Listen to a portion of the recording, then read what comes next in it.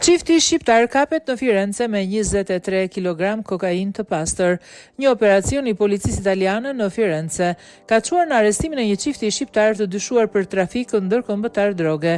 Dy të rinj, 38 dhe 25 vjeç, u kap në flagrancë me një sasi prej 23 kg kokainë të pastër. Operacioni u zhvillua në zonën Grevinçanti, ku agjentët kishin vendosur në mbëshgim apartamentin e 38 vjeçarit, i cili ndodhej në rrugën Viazani.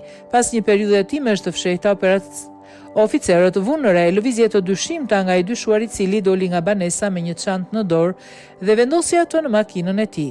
Ndërhyrja e policisë zbuloi se në çantë ndodheshin 6 pako kokainë të mbështjella me plastik blu, të shënuara me kodin 357, që dyshohet të jetë një kod identifikues i grupit kriminal që porositi lëndën narkotike. Në vendngjarje, pas pak mbërriti edhe partnerja e tij, 25 vjeçare, e cila tentoi të largohej me shpejtësi kur pa policin, por u ndalua pas një përpjekje të shkurtër. Kontrollet e mëtejshme në apartament zbuluan 14 pako të tjera kokaine me të njëjtat karakteristika të fshehura në një dollap, si dhe një shumë prej 11.450 eurosh në një kasafor. Të dy të arrestuarit u dërguan në burgun e Solicianos.